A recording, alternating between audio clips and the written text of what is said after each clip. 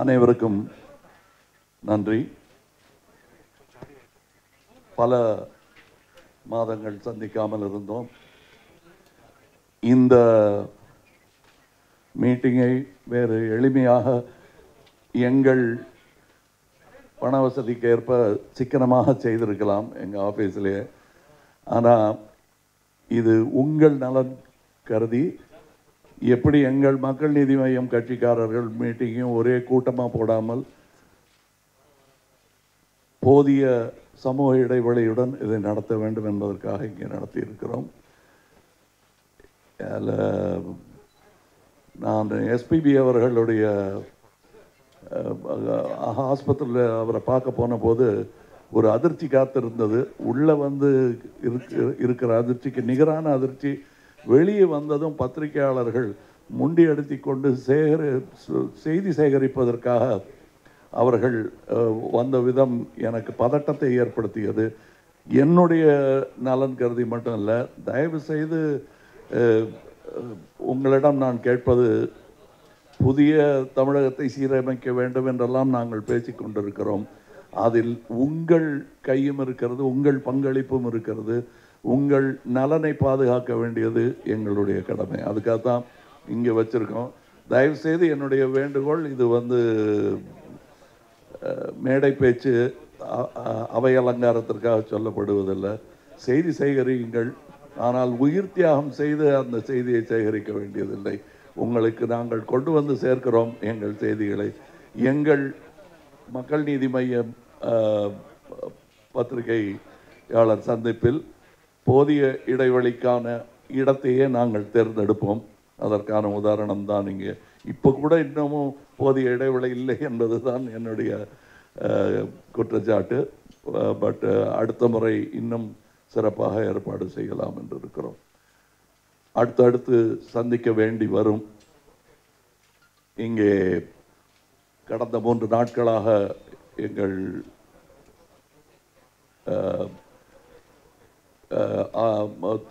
தொண்டர்கள் என்று சொல்வதா, அவர் தலைவர்கள் என்று சொல்வதா தெரியவில்லை, அவர்களெல்லாம் டிஸ்ட்ரிக்ட் செக்ரட்டரிஸ், ஜெனரல் செக்ரட்டரிஸ் எல்லாரும் உட்காந்து கலந்து ஆலோசித்தோம். ரொம்ப தெம்பாக இருந்தது எங்களுக்கு. அதை பற்றிய செய்திகள் உங்களுக்கு சொல்வார்கள். எங்களுக்கு சந்தோஷம் அளிக்கும் பல செய்திகள் எங்களுக்கு கிடைத்தது. எங்கள் கட்சிக்குள்ளிருந்தே எங்களை வந்து அடைந்தது. பூத் கமிட்டிஸ் எல்லாம் பற்றி பேசிக்கொண்டிருந்தோம். அதை பற்றி துணைத் தலைவர் உங்களிடம் சில வார்த்தைகள் சொல்வோம்.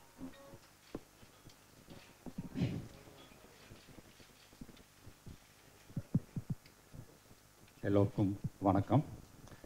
தலைவர் அவர்கள் சொன்னது போல இந்த கடந்த 3 நாட்கள் ஒரு கலந்தாய்வு நடந்தது. அதில் முக்கியமாக எங்களது கட்சியின் மாவட்ட செயலாளர் அனைவருமே கலந்து கொண்டனர். ஒவ்வொருவரும் அவருடைய பணியை செய்ததெல்லாம் தலைவர் அவர் ஆய்வு செய்தார். அதில் மிக முக்கியமாக பூத் கமிட்டி, அதுக்குத்தான் நாங்கள் கடந்த பல மாதங்களாக முக்கியத்துவம் கொடுத்திருந்தோம். அவருடைய அறிவுரைப்படி அதில் மிக சிறப்பாக செய்திருக்கிறார்கள் என்றுதான் எங்கள் எல்லோருக்கும் பெரிய சந்தோஷத்தை கொடுத்தது. தேர்தலுக்கு தயாராவதற்கு பூத் கமிட்டி மிக மிக முக்கியம் என்பதற்கு உள்ள எல்லா தயார் நிலையும் இருக்கிறார்கள் என்றுதான் அவரோட முக்கியமாக தெரிய வந்துள்ளது. அதாவது 68,000 சொச்சம் பூத்துகள் மொத்தம் இருக்கின்றன தமிழ்நாட்டில். அதில் ஒவ்வொரு பூத்துக்கும் ஒரு உதாரணமாக கூட ஒரு புத்தகத்தை நான் காமிக்க விருப்பப்படுகிறேன். அதில் ஒவ்வொரு பூத்துக்கும் யார் யார் செல்வார், அவர் அனைவருமே டிஜிட்டலாக, மீனிங் ஒரு ஜிபிஎஸ் மூலியமாக கனெக்ட் செய்து ஒவ்வொரு பூத்லையும் எந்தெந்த நபர், அவருடைய ஃபோன் நம்பர் முதல் கொண்டு கனெக்ட் செய்துள்ளோம் என்பது தான் ஒரு மிக முக்கியமான செய்தியாக சொல்ல விருப்பப்பட்டது. அந்த செய்தி முருகானந்தம் அவர்கள் சில செய்திகள் சொல்வார்கள். The fourth pillar of India, 4வது தூணான ஊடகத்துறைக்கு என்னுடைய முதல் வணக்கம். கடந்த 2011-2016 சட்டசபை தேர்தல் முடிவுகளை பார்க்கும் பொழுது ஒரு 3000 ஓட்டிலிருந்து 5000 ஓட்டுகளில் ஜெயித்த நபர்கள் எண்ணிக்கை 100லிருந்து 125. இது ஒரு மிக முக்கியமான ஒரு தகவல். இன்று எங்களுடைய கட்டமைப்பை பொறுத்தவரையில் மாவட்ட செயலாளர்கள், நகரம், ஒன்றியம், கிளை செயற்குழு அதை பார்க்கும் பொழுது இன்று இருக்கக்கூடிய அந்த காலகட்டத்தை பார்க்கும் பொழுது கிட்டத்தட்ட 3000 ஓட்டிலிருந்து 5000 ஓட்டுங்கிற அந்த நம்பரை பார்க்குறப்ப நாங்கள் வைத்திருக்கக்கூடிய களப்பணி இன்னைக்கு 10,000 ஓட்டை தாண்டக்கூடிய மோர் தென் 150 சீட்ஸ் 150 சீட்டுகளை கடக்கும் பொழுது மிகப்பெரிய தாக்கத்தை இந்த சட்டமன்ற தேர்தலில் 2021 மக்கள் நீதி மையம் ஏற்படுத்தும் என்ற ஒரு உண்மையான தகவலை உங்களுக்கு தர விரும்புகின்றேன். நன்றி.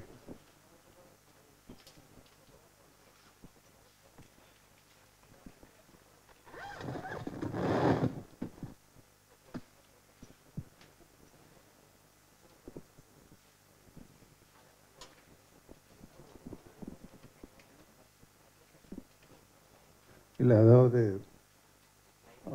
வெற்றி பெற்ற கட்சிக்கும் இரண்டாவது வந்த கட்சிக்கும் உள்ள வித்தியாசம் மிக மிக குறைவு. கடந்த 20 ஆண்டுகளாக இரண்டு கட்சிகளுக்கும் உள்ள வெற்றி தோல்வியை நாம் கணக்கிடும் பொழுது சென்ற முறை அந்த வித்தியாசம் கிட்டத்தட்ட 6 லட்சத்துக்கு தான் இருக்கும் மொத்த ஓட்டு. ஆனால் மக்கள் நீதி மையம் கிட்டத்தட்ட 16 லட்சம் வாக்குகள் போன எம்பி எலெக்ஷனில் கிடைச்சிது. அதில் இப்பொழுது நாங்கள் அமைப்பு ரீதியாக ஒவ்வொரு வாக்குச்சாவடிக்கும் அதற்குரிய கிளை செயலாளர்கள் அதனுடைய கமிட்டி அமைத்து விட்டதனாலே கண்டிப்பாக மிகப்பெரிய வித்தியாசத்தில் மக்கள் நீதி மையம் வெற்றி பெற நாங்கள் பாடுபட்டு கொண்டிருக்கிறோம். அதைத்தான் இந்த கூட்டத்திலே விவாதித்தோம் என்பதை உங்களுக்கு தெரிவித்துக் கொள்ள விரும்புகிறோம்.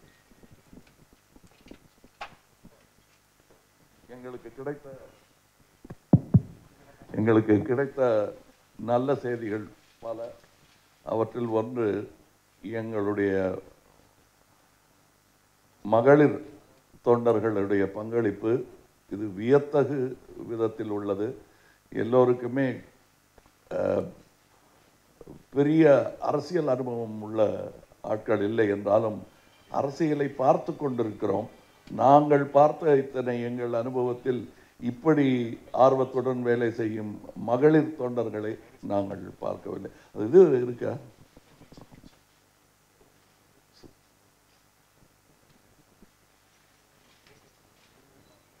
இப்படி ஒவ்வொரு ஊரிலும் எனக்கே வியப்பாக இருந்தது.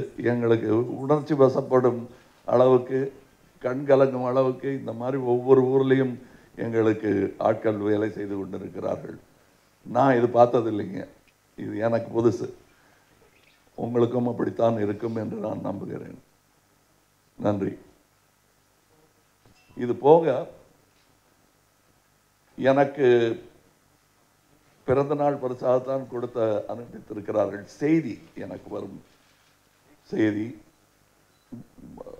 ஏற்கனவே நான் என் பிறந்த நாள் பரிசுக்கு பொன்னாடையெல்லாம் போத்தாதீங்க, பொக்கையெல்லாம் கொடுக்காதீங்க, புத்தகமாக கொடுத்துருங்க, இல்லை மருந்தாக கொடுங்கிறது நான் பல ஆண்டுகளாக சொல்லி கொண்டிருக்கும் விஷயம். அதற்கு அடுத்த கட்டத்திற்கு சென்று மக்கள் நீதி மையத்தின் தோழர்கள் துவரிமான் அருகே ஒரு பள்ளியை தத்தெடுத்து அதை சீரமைத்திருக்கிறார்கள். அது எனக்கு பிறந்த நாள் பரிசாக அவர்கள் அனுப்பி வைத்திருக்கிறார்கள். இது போன்ற பரிசுகளை நான் அவலாய் எதிர்பார்த்து கொண்டிருக்கிறேன். மக்கள் நீதி மையம் நாமே தீர்வு என்ற ஒரு கொள்கையுடன் செயல்பட்டு கொண்டிருக்கிறது. அதில் ஒரு சோற்று பதம் இந்த பள்ளி. இன்னும் நிறைய இதுபோல் செய்ய வேண்டும். அதற்கு அரசு அனுமதியும் கிடைக்கும் என்ற நம்பிக்கையில் நாங்கள் அந்த செயல்களை நோக்கி நகர்ந்து கொண்டிருக்கிறோம். இன்னும் இது போன்ற பல தகவல்களை நாமே தீர்வு மூலம் உங்களுக்கு சொல்வோம். இந்த கோவிட் காலத்தில் மக்கள் நீதி மையத்தின் தோழர்கள் பலர் நாமே தீர்வு என்ற முடிவில் பலருக்கு, சென்னையில் மட்டுமல்ல தமிழகமெங்கும் உள்ளவர்களுக்கு உதவி செய்து கொண்டிருந்திருக்கிறார்கள். தொடர்ந்து செய்தும் வருகிறார்கள். தன்னிச்சையாக அவர்கள் எடுத்துக்கொண்ட இந்த முயற்சி போக நாமே தீர்வு என்று அதற்கு ஒரு தலைப்பு கொடுத்ததும் அவர்கள் இன்னும் முனைப்பாக அதை ஒவ்வொரு வீடாக சென்று செய்து கொண்டிருக்கிறார்கள். இதற்கும் நாங்கள் ஓட்டு கேட்கப் போவதற்கும் சம்பந்தமில்லை. இது எங்கள் கடமை, நாங்கள் செய்ய வேண்டும் என்று நம்பி செய்து கொண்டிருக்கிறோம். தொடர்ந்து செய்வோம். நீங்கள் கேட்க விரும்பும் கேள்விகளை கேட்கலாம்.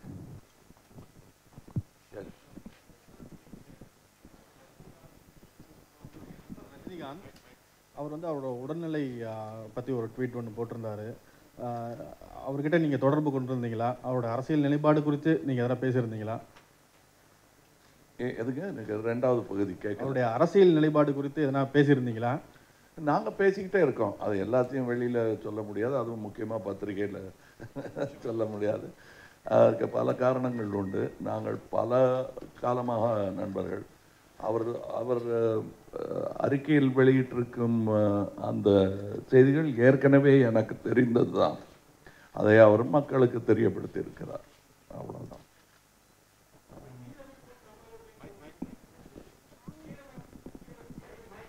மைக்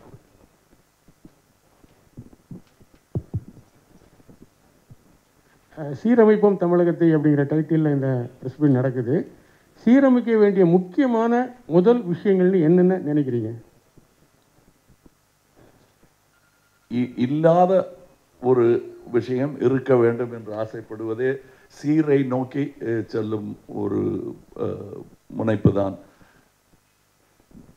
ஊழல் ஃபஸ்ட்டு அகன்றால் பாக்கி எல்லா வேலையும் டக்கு டக்குன்னு டாமினோ பிரின்சிபல் என்று சொல்வார்கள். அந்த ஒரு விஷயத்தை தட்டிவிட்டால் பாக்கி தீமைகள் எல்லாம் தன்னால் சாய்ந்துவிடும், சரிந்துவிடும். அதற்கு பிறகு சீரமைக்க வேண்டிய பட்டியல் நிறைய இருக்கிறது. ஒவ்வொரு தொகுதியிலும் எங்கள் ஆட்கள் போய் கேட்டுக்கொண்டிருக்கிறார்கள். வேலையின்மை என்பது மிகப்பெரிய சவாலாக இந்தியாவையும் முக்கியமாக தமிழகத்தையும் தாக்கி கொண்டிருக்கிறது. அவற்றுக்கெல்லாம் தீர்வு இருக்கிறது என்று நம்பும் கட்சிகள். அது என்ன தீர்வு என்று நீங்கள் கேட்டால் அதை செய்து காட்டிவிட்டு சொல்வதோ அல்லது அட்லீஸ்ட் பட்டியல் மக்கள் நீதி மையத்துடையது என்பதை பிரகடனப்படுத்தி விட்டோ அதை பப்ளிசைஸ் பண்ணலாம். இல்லைன்னா அது வெவ்வேறு கட்சிகளுக்கு நாங்கள் ஆலோசனை கொடுப்பது போல ஆகிவிடும். சார், ரஜினிகாந்த் வந்து அவர் சொன்ன கருத்து எனக்கு ஏற்கனவே தெரியும் அப்படின்னு சொல்லி இப்போ சொல்லியிருக்கீங்க. ஆனால் ரஜினிகாந்தோட பயணிக்க அவரோட சேர்ந்து பயணிக்க தயார் அப்படின்னு சொல்லியிருந்தீங்க.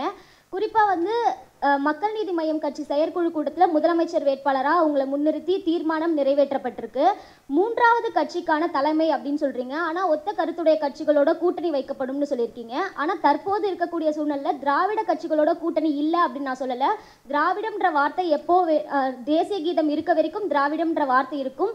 ஆனால் வந்து கழகங்களுடன் கூட்டணி இல்லை அப்படின்னு சொல்லியிருக்கீங்க. மாற்று கருத்துக்களை வந்து கமலஹாசன் தெரிவிச்சுட்டு வருவதாக அரசியல்கள் நோக்கர்கள் வந்து தொடர்ச்சியாக பார்க்குறாங்க. இந்த சட்டமன்ற தேர்தலை பொறுத்த வரைக்கும் மக்கள் நீதி மய்யம் கட்சி கூட்டணி அமைக்குமா அமைக்காதா? அதற்கு பதில் சொல்லும் நேரம் இதுவல்ல என்று நான் நினைக்கிறேன். ஏனென்றால் நாங்கள் எங்கள் கட்டமைப்பை பார்த்து கொண்டிருக்கிறோம். எங்கள் எண்ணிக்கையிலும் எங்கள் யாத்திரையின் முன்னேற்றத்தையும் நாங்கள் பார்த்து கொண்டிருக்கிறோம். நீங்களும் பார்த்தீர்கள். இதில் இன்னொரு விஷயம் வந்து எங்களுக்கு புலப்படும் உண்மை, எங்களுக்கு கிடைத்திருக்கும் விழுக்காடுகள், கணக்குகள் இதையெல்லாம் பார்க்கும் பொழுது நாங்கள் தான் தமிழகத்தில் 3வது பெரிய கட்சி. இந்த செய்தியை உங்களுடன் பகிர்ந்து கொள்வதில் பெருமிதம் கொள்கிறோம். மக்கள் நீதி மையத்தை சார்ந்தவர். கலங்கள் உங்களுக்கு வரும். கலங்களோட கூட்டணி அமைத்தால் கலங்கம் ஏற்படும். என்ன கலங்கம் உங்களுக்கு வந்துடும்? அது பத்திரிகையில் வந்த செய்தி. இது பத்திரிகை சந்திப்பு. இப்பொழுது உங்களுடைய நிர்வாகிகளோடு நீங்க பேசின கருத்தை தான் வெளியே வந்திருக்கு. அந்த கருத்துக்கள்லாம் வந்து இல்லை, என்னை கூட்டணிக்கு இவ்வளவு அவசரப்படுத்தும் காரணம் என்ன? அதை நீங்க சொல்லுங்க. நீங்க எனக்கு இல்ல, நீங்க பேசும்போது 3வது அணிக்கான தகுதி வந்து விட்டது மக்கள் நீதி மையத்துக்கு அப்படின்னு சொல்லியிருக்கீங்க. அப்போ 3வது அணி அமைக்க போறீங்களா? அமைந்து விட்டது என்றுதான் சொல்லுகிறேன் நான். இதுவே ஒரு அணி. ஆகையால் நாங்கள் கூட்டணி வைப்பது என்பது வந்து நல்லவர்களின் கூட்டணியாக இருக்கும். அது அதாவது அப்படின்னா என்ன சொல்ல வரீங்க? எங்கேயுமே நான் உங்கள் கட்சி தவிர நல்லவர்கள் இல்லையா என்று கேட்டால் கண்டிப்பாக இருக்கிறார்கள். அப்படி அந்த நல்லவர்கள் கூட்டணி அமையும் பொழுது இது முதல் அணியாக இருக்கும், மூன்றாவது அணியாகலாம் இருக்காது, முதல் அணியாக இருக்கும். அவர்களுடன் கூட்டணி உண்டு.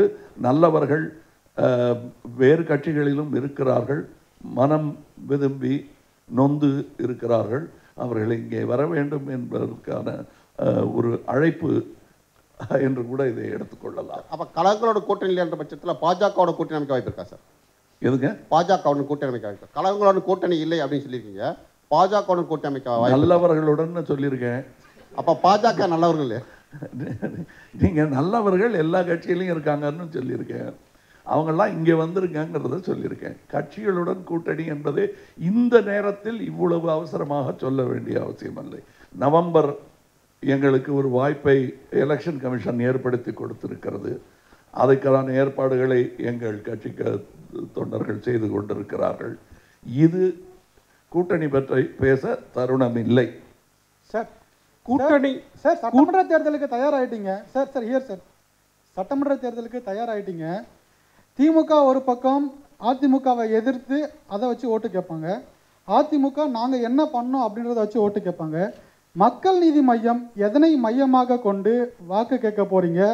சட்டமன்ற தேர்தலுக்கு மையத்தின் ஸ்ட்ராட்டஜி என்ன சார்? ஓகே, இது என்னுடைய ஒரிஜினல் பதில் அல்ல. இதுக்கு முன்னாடியே சொல்லப்பட்ட ஒரு பதில். பட் நல்லவர் ஒருவர் சொல்லி இருக்கிறார். அதுக்கு நல்லதுக்கு காப்பிரைட் கிடையாது, அதனால சொல்கிறேன். இது காந்தியார் சொன்னது. உங்களுடைய ஸ்ட்ராட்டஜி என்னன்னு கேட்குறாங்க. பொலிட்டிக்கல் ஸ்ட்ராட்டஜி நேர்மைதான் என்கிறார். அதை நான் தைரியமாக சொல்லலாம். மக்கள் நீதி மையத்தின் ஸ்ட்ராட்டஜியே நேர்மைதான். அது எப்படிங்க சொல்ல முடியும்னா, அதுக்கு பதிலுக்கு ஆமாம் எங்களுக்கும் அதுதான் ஸ்ட்ராட்டஜி என்று சொல்லட்டுமே பார்ப்போம். சமமான கட்சி என்று சொல்லிக் கொள்கிறவர், இப்போ சரித்திரம் படைத்த கட்சி என்று சொல்லிக் கொள்பவர்கள் எங்கள் ஸ்ட்ராட்டஜியும் நேர்மைதான் என்று சொல்லட்டுமே பார்ப்போம், மனசை தொட்டு. அல்லது உங்களை நம்ப வைக்கும்படி சொல்லட்டுமே. நாங்கள் செய்ய போவது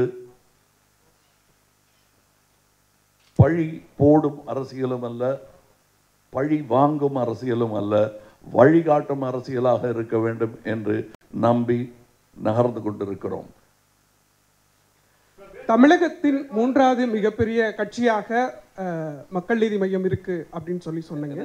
தமிழகத்தின் மூன்றாவது பெரிய கட்சியாக மக்கள் நீதி மையம் இருக்குன்னு சொல்லியிருக்கீங்க. எதன் அடிப்படையில்? கூடுதலாக இன்னொரு கேள்வி.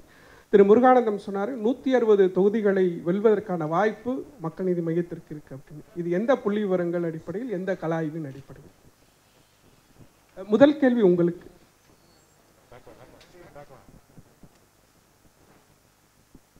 உங்களுடைய இரண்டாவது கேள்விக்கு நான் பதில் சொல்கிறேங்க. இன்று இருக்கக்கூடிய கள நிலவரம் 100 ஓட்டிற்கு கீழே தோத்தவர்கள் 2 பேர், 1000 ஓட்டிற்கு கீழே தோத்தவர்கள் 16 பேர், 5000 ஓட்டுக்கு கீழே தோத்தவர்கள் 40+, 10,000 ஓட்டு கீழே தோத்தவங்க இன்னொரு 40+. இதையெல்லாம் பார்க்கும் பொழுது எங்களுடைய கள நிலவரம் 10லிருந்து 15% பாராளுமன்ற தொகுதியில் எங்கெங்கெல்லாம் வாங்கியிருக்குமோ அதெல்லாம் புள்ளி விவரமாக எடுத்து கிட்டத்தட்ட 100லிருந்து 150 இடங்களிலே மக்கள் நீதி மையம் மிகப்பெரிய தாக்கத்தை மட்டுமல்ல வெற்றியை ஏற்படுத்த முடியும். எங்களுடைய இன்டர்னல் டேட்டா ரெடி பண்ணிட்டு இருக்கிறோம். அதை தான் உங்களுக்கு சொல்லியிருக்கோம் நாங்கள். இது வந்து உங்களுடைய இரண்டாவது கேள்வியினுடைய பதில். முதல் கேள்வி என்ன சொன்னீங்க பிரதர்?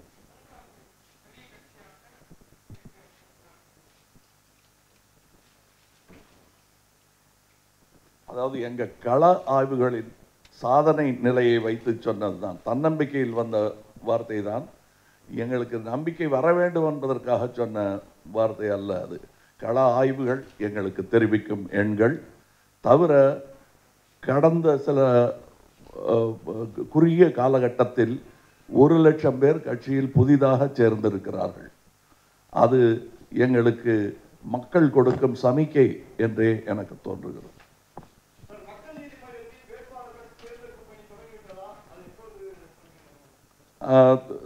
நடந்து கொண்டிருக்கிறது. அதை அறிவிக்கும் நாள் தான் உங்களுக்கு நாங்கள் தெரிவிக்கும் நாள். சார்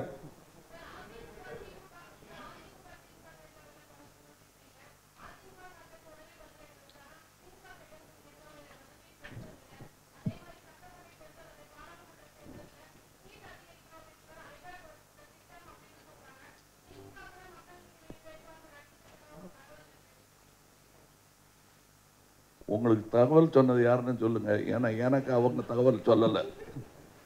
உங்கள் தகவல் எங்கேருந்து வர்றது தெரியல. எனக்கு தகவல் வரலைங்க.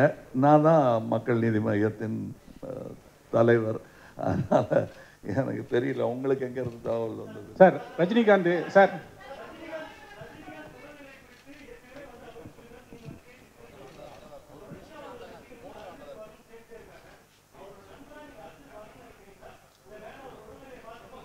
இல்லை இல்லை, அவர் உடல்நிலையை பார்த்துக்கணுங்கிறது நண்பராக சொல்கிற ஒரு விஷயம். நல்லவர்கள் வர வேண்டும் என்பது எனக்கு எப்பவுமே இருக்கும் ஆசை. ஆனால் ரெண்டுக்கும் நடுவில் எது முக்கியங்கிறத பார்க்கும்போது உடல்நலம் முக்கியம். ஆனால் முடிவு எடுக்க வேண்டியது நான் அல்ல, அவர் தான் செய்யணும். அதை நான் ரெண்டு விதமாகவும் வற்புறுத்த முடியாது. அதனால் அவர் நல்ல ஆரோக்கியமாக இருக்க வேண்டும்.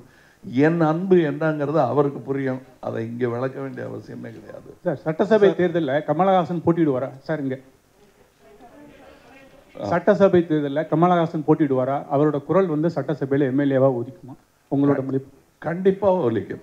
எந்த தொகுதியை தான் முடிவு பண்ணிருக்கீங்க? நான் என்னுடைய ஆட்களுக்கு என்னுடைய இதில் சொல்லும்பொழுது சில நடைமுறைகள் எப்படி இருக்க வேண்டும் என்பதை சொல்லியிருக்கிறேன். அதற்கு நான் சொன்ன உதாரணம், கண்டிப்பாய் மக்கள் நீதி மையத்தின் குரல் சட்டசபையில் ஒலிக்கும். அதற்கான தகுதியுடையவர்களாக இன்று முதல் நீங்கள் நடக்க துவங்க வேண்டும் என்று சொல்லியிருக்கிறேன். அரசியல்ல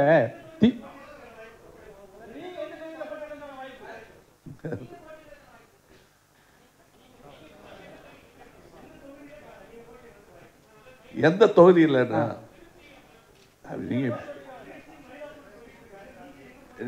நீங்க ஒரு யோசனை சொல்லுங்க, அதை கேட்டுக்கிறேன்.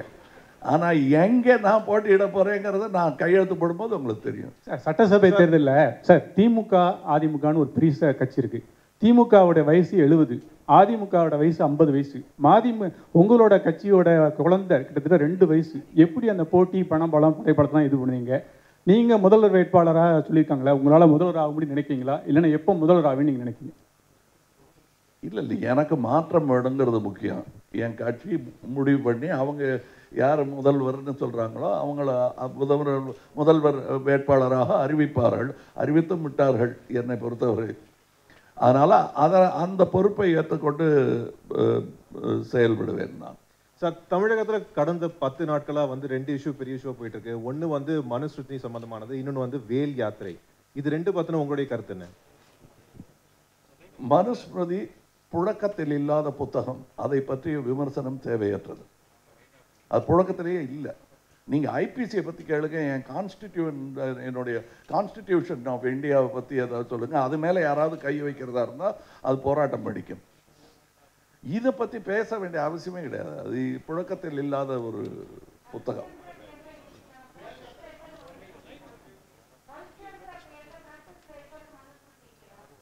எதுங்க, கல்ச்சரில் எத்தனையோ இருக்குங்க. அதாவது உடன்கட்டை ஏறுதலும் கல்ச்சரில் இருந்தது தான். நீங்கள் அதில் ஏறக்கூடாதுன்னு நான் நினைக்கிறேன். எத்தகைய சோகம் உங்கள் வாழ்க்கையில் ஏற்பட்டாலும் நீங்கள் அதுக்கு இலக்காக கூடாது. அது கல்ச்சருங்கிற பேரில் அதை செய்யக்கூடாதுன்னு. அப்படி மாறி மாறி வருவது தான் கல்ச்சர். நாம் தான் அதன் காவலர்கள். அது பழையதை காத்து வைப்பது அல்ல கல்ச்சர்.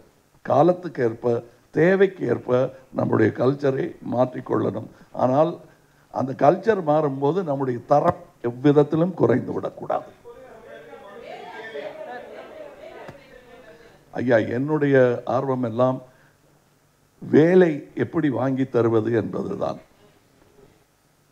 இந்த வேலை யார் வேணால் கையில் எடுக்கலாம். அந்த வேலை வாங்கி தருவது என்பது பெரிய பொறுப்பு. தமிழகத்திற்கு நாம் செய்ய வேண்டிய முதல் கடமை அது. அந்த வேலை யாத்திரை வேண்டான்னு ரத்து செய்தாங்கன்னா நல்லது. அது சட்ட ஒழுங்கு நினைத்து அவர்கள் செய்திருக்கலாம். அதற்கு இங்கே ஒரு கடந்த கால போலீஸ்காரர் உட்கார்ந்திருக்கிறார். அதை நன்றி வேணா, அதுக்கு சட்ட ஒழுங்கு காக்கப்பட்டது என்று நன்றி சொல்லலாம்.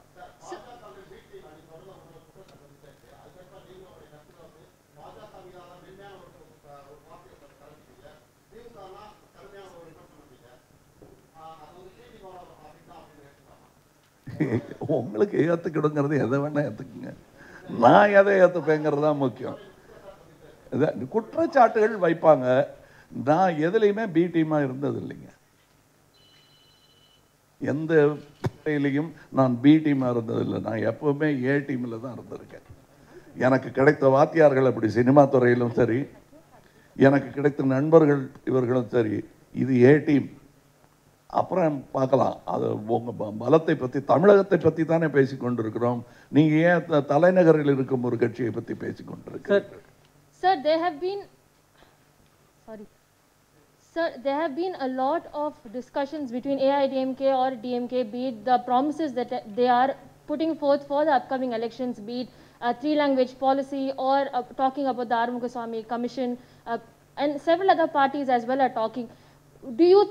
What do you think is the most needed importance for Tamil Nadu at this moment? Be not only about three-language policy that is necessary, or about Jayalalitha's death that they are probing into. What do you think is the number one priority for Tamil Nadu as not only a citizen but also as a leader who is going to stand in the upcoming elections? See, there are quite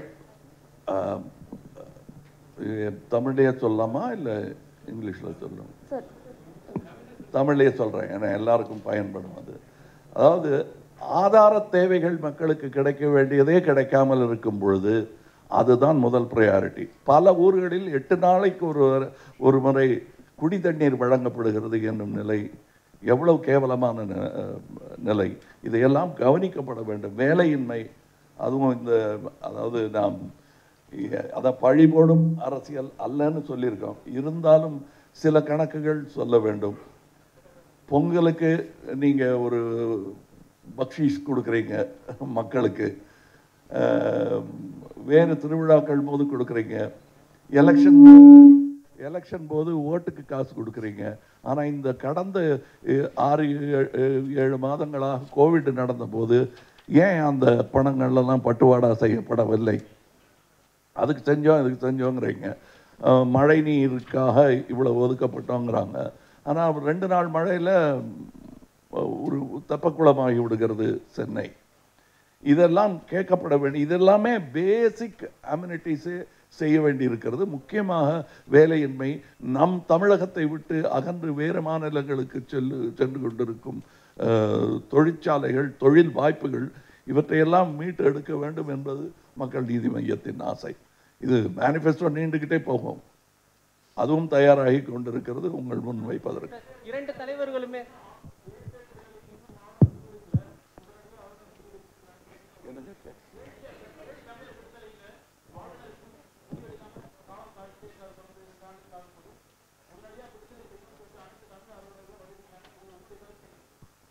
இல்லை, அந்த தண்டனை காலம்ங்கிறத எனக்கு தூக்கு தண்டனையில் நம்பிக்கை கிடையாது என்பதற்காக ஒரு சினிமாவே எடுத்திருக்கேன். நான் கூடாது என்பது தான். பல நாடுகளில் அது ஒழிக்கப்பட்டு விட்டது. நம்ம நாட்டிலும் அது வர வேண்டும். ஆனால் அப்பத்தான் திருந்துவாங்கங்கிறாங்க. இதில் மேலிடத்தில் திருத்தங்கள், அவர்களுடைய நடைமுறை வாழ்க்கை, அரசியல்வாதிகள் எல்லோருமே நேர்மையாக நடந்து கொண்டால் மற்றவர்களும் நேர்மையாக நடந்து, ஒரு டிட்டரண்ட், உன் உயிரை வாங்கி விடுவேன் என்று சொல்வது நல்ல சமூகத்தின் அடையாளம் அல்ல. சட்டம் இருக்க வேண்டும், ஒழுங்கு இருக்க வேண்டும். அவருக்கு இன்னும் பதில் முடியல. அதுக்கு நான் சொல்லிடுறேன். என்னன்னா, தண்டனையின் அளவை வெவ்வேறு காலகட்டத்தில் கூட்டியும் குறைத்தும், ஆயுள் தண்டனைங்கிறது நிஜமாவே ஆயுள் பூரா தண்டனை கிடையாது. நம்ம அதில் 14 வருஷங்களா, 14 வருஷம். அது ஒரு ராமருடைய வனமாசம் நீளம்தான் ஆயுள் தண்டனைங்கிறது. அப்படி இருக்கும்போது அதற்கான தண்டனையை கிட்டத்தட்ட அனுபவிச்சுட்டாங்க அவங்க. அதான் சொல்கிறாங்க, தூக்கு தண்டனை யாராக இருந்தாலுமே வேண்டாம் என்பதுதான் என்னுடைய வாதம். அது சட்டம் எடுக்க வேண்டிய முடிவு. அது நான் சொல்லக்கூடாது. அது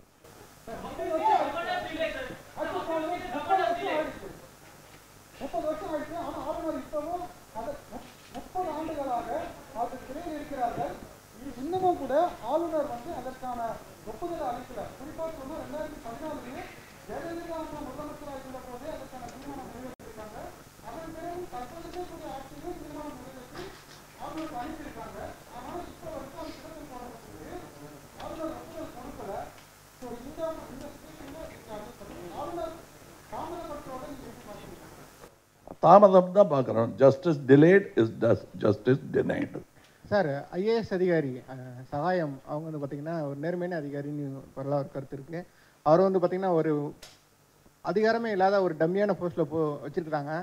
மேலும் பார்த்தீங்கன்னா ஐரோப்பாவில் ஒரு கூட்டத்தில் கலந்து கொள்றதுக்கு அவருக்கு வந்து முறையான அனுமதி கொடுக்கல, தமிழ் சார்ந்த ஒரு கூட்டத்தில் பங்கெடுக்கிறதுக்கு.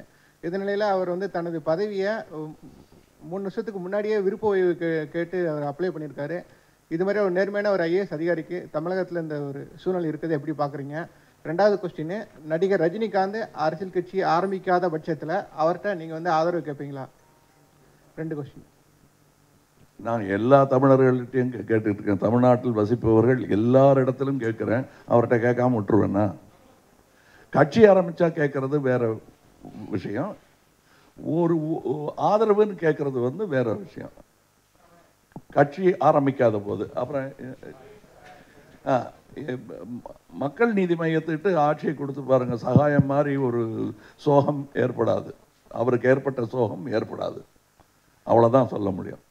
நாங்கள் மதிக்கிறோம், அந்த மாதிரி நல்ல அதிகாரிகளை மதிக்கிறோம். அவர்கள் நியாயமாக இருக்க வேண்டிய இடம் இது. இது ஒரு அழைப்புன்னு எடுத்தால் அதில் ஒன்றும் வெக்கமே இல்லை. நல்லவர்களை தேடி பிடித்து அழைப்பது என்பதில் எங்களுக்கு எந்த வெக்கமும் கிடையாது, பெருமைதான். பிக் பாஸ் நிகழ்ச்சியை வந்து கமலஹாசன் வந்து அரசியலுக்காக பயன்படுத்துகிறார், அதில் வந்து மக்கள் நீதி மையம் லோகோலாம் கொண்டு போய் வைக்கிறார்ன்ற மாதிரி ஒரு குற்றச்சாட்டு இருக்கு. இது எப்படி பார்க்குறீங்க? இது ப்ளஸ்ஸாக பார்க்குறீங்களா, மைனஸாக பார்க்குறீங்களா, எப்படி பார்க்குறீங்க? நான் அதாவது நீங்கள் 3 எழுத்தில் என் மூச்சு இருக்கும், அது முடிந்த பின்னாலும் பேச்சு இருக்கும். அதை பற்றி கேட்காத ஆட்கள் இதை பற்றி ஏன் கேட்குறீங்கன்னு தான் கேள்வி. ஆமாம், மேடையில் முழங்கும் அறிஞர் அண்ணா போல் நல்ல நல்ல பிள்ளைகளை நம்பி இந்த நாடே இருக்குது தம்பின்னு சொல்லியிருக்காரு. அவரை கேட்காத கேள்வியை என்னை கேட்கிறீர்கள். ஒரு கட்சியுடைய மேனிஃபெஸ்டோவையே நான் ஆணையிட்டால் அது நடந்து விட்டால் இனி ஏழைகள் வேதனை படமாட்டார்னு மேனிஃபெஸ்டோ மாதிரி ஒரு படத்தில் சொல்கிறாரு. நாகிரெட்டியார் அதன் தயாரிப்பாளர். எம்ஜிஆர் பிக்சர்ஸ் எடுத்த படம் இல்லை அது.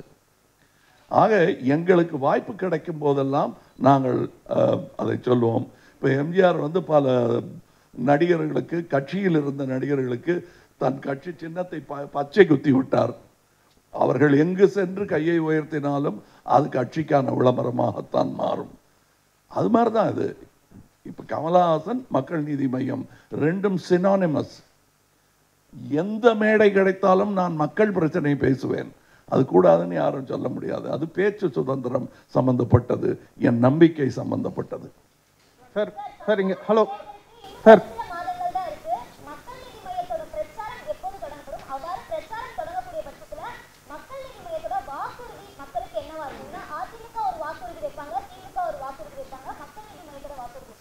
பிரச்சாரம் தொடங்கி விட்டது, தொடங்கி ரொம்ப நாள் ஆயிடுச்சுங்கிறது தான் உண்மை. நான் எந்தெந்த இடத்துக்கெல்லாம் சென்று உங்கள் கண்ணில், உங்கள் வெளிச்சத்தில் நான் நிற்க முடிகிறதோ அங்கெல்லாம் இனி என்னுடைய பிரச்சாரம் நடந்து கொண்டிருக்கும்.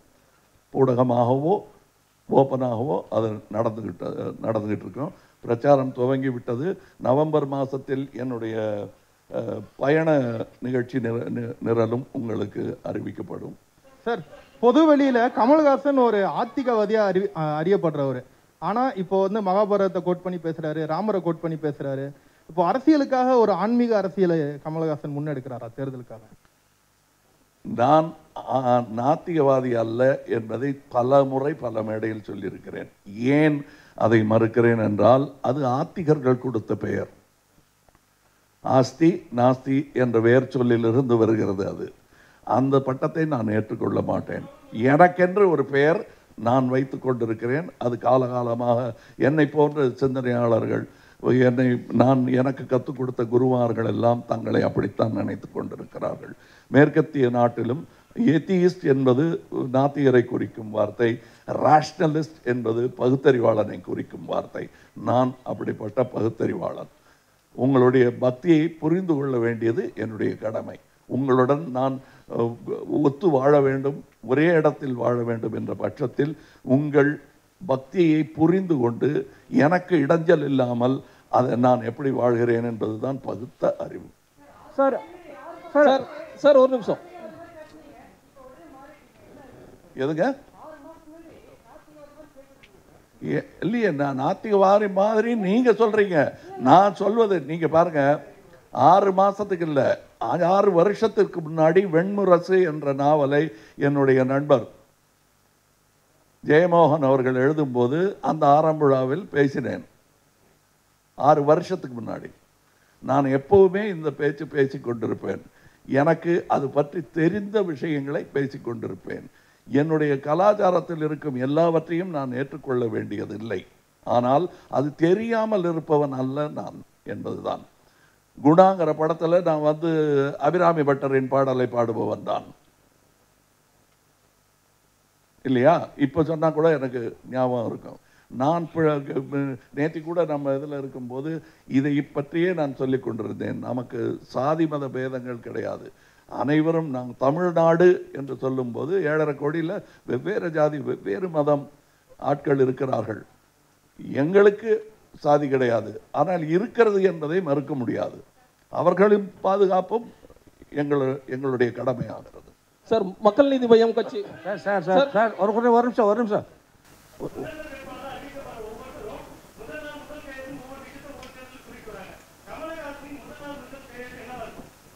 இந்த பல்லில்லாத லோக்பாலுக்கு பல்லு கட்டுவது தான்.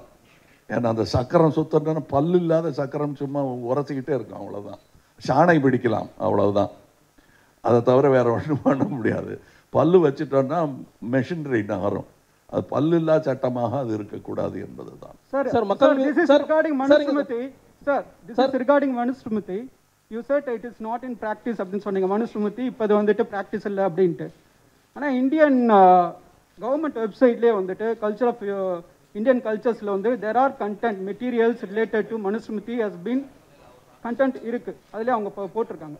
ப்ளஸ் இது பார்த்தீங்கன்னா நீங்கள் நிறைய பேர் வந்துட்டு scholars experts they are saying that directly or indirectly this government is trying to bring back Manusmritiன்னு சொல்கிறாங்க.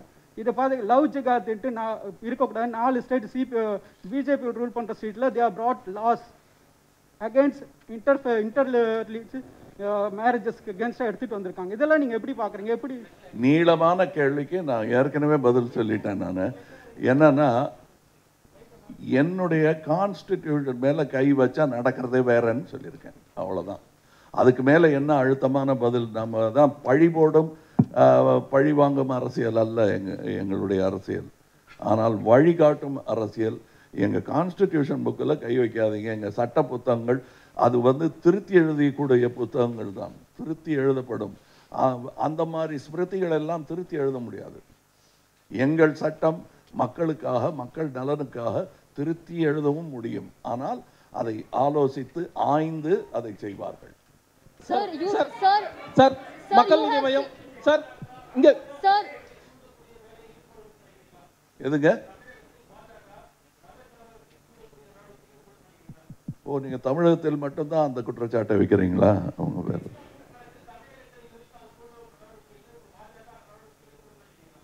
எங்களை ஆட்சி கொண்டாங்க தமிழகம். நீங்க இது போன்ற நடவடிக்கைகள் இல்லை என்று சொல்வதற்கு முன்னுதாரணமாக திகழும் தமிழகம். சார், மக்கள் நீதி மய்யம் கட்சி தேசிய கட்சியா உருவெடுக்கும்னு சொல்லியிருக்கீங்க. இங்க சார் மக்கள் நீதி மய்யம் கட்சி தேசிய கட்சியா உருவெடுக்கணும் ஒரு முடிவு எடுத்திருக்கீங்க. அதை பத்தி என்னங்க? மக்கள் நீதி மய்யம் கட்சி மாநில கட்சியா இல்லாம தேசிய கட்சியா உருவாகணும்னு தொண்டர்கிட்ட கடந்த 3 நாள் மீட்டிங்ல முடிவு எடுத்திருக்கீங்க. முடிவு எடுத்திருக்கேன். அதை என்ன பிளான் வச்சிருக்கீங்க சார்? அதுக்காக இல்லை, நான் வல்லவனாக வேண்டும், நல்லவனாக வேண்டும் என்பதெல்லாம் வந்து பிளான். அதை நோக்கித்தான் நகர வேண்டும். தேசிய கட்சியாக வேண்டும் என்பது இன்றைய தேதியில் பேராசை போல் இருக்கலாம், ஆனால் நடக்கக்கூடிய ஒன்று.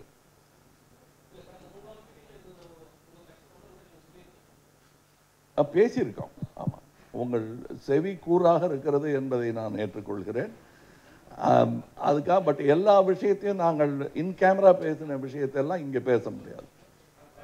One second, last 3 questions. Sir, you have seen that you have also said that regarding be it COVID or about the welfare of the press, you have said and you have expressed about the freedom of expression and freedom of speech. You have seen there have been several cases where the press has been constrained not only in be it in this current year, but even the several years in the past as well, the freedom of speech, not even for public, but for the press, has also been contained. What is your views on this? How do you think, if, for example, if it's a central government or a state government that is oppressing the freedom of speech, how do you think you will react, and what is your opinions or views on this? We will directly oppose anything that comes in the way of freedom of speech.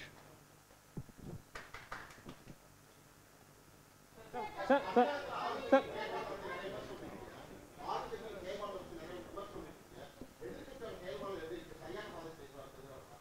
எது ஏங்க நீங்க வந்து பத்திரிகையாளர் செய்ய வேண்டிய வேலையை என்ன செய்ய சொல்றீங்க? நீங்க சொல்லுங்க.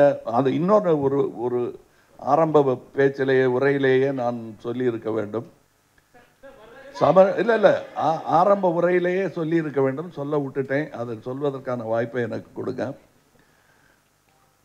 அதாவது தமிழகத்தை சீரமைப்போம், தலை நிமிர வைப்போம், மாற்றத்தை ஏற்படுத்துவோம் என்று நாங்கள் மாறுதட்டிக் கொள்வது தனியாக செய்ய முடியக்கூடிய வேலையே அல்ல.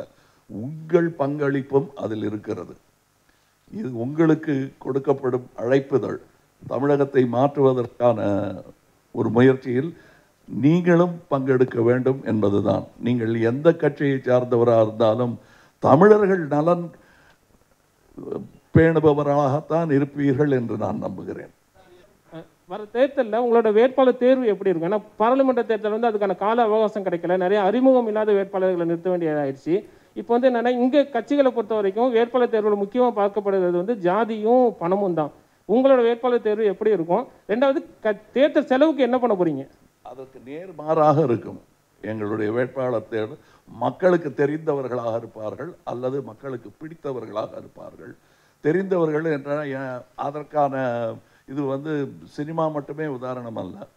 அவர்கள் தங்கள் நற்பணிகளால் மக்கள் மத்தியில் நற்பெயர் பெற்றவர்களாக இருப்பார்கள். அப்படித்தான் தேர்ந்தெடுக்க முயற்சிக்கிறோம். தேர்தல் செலவுக்கு என்ன பண்ணலான்ட்டு ஐடியா இருக்கு?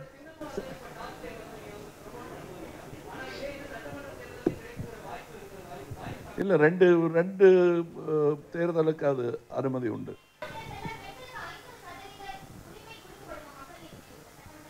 அதற்கான முயற்சியில் தான் நாங்கள் இருக்கிறோம். எங்கள் பார்ட்டியை அவர்களுடைய ஆர்வத்தை பார்க்கும்போது அது நடக்கக்கூடிய ஒன்றாகத்தான் தோன்றுகிறது. Thank you sir. Thank you sir. Last question. Thank you. தலைவரின் சுற்றுப்பயணம் இந்த மாதம் துவங்கிறது. நவம்பர் 26, 27 திருச்சி மற்றும் மதுரைக்கு, டிசம்பர் 12, 13 கோவை மற்றும் சேலத்துக்கு.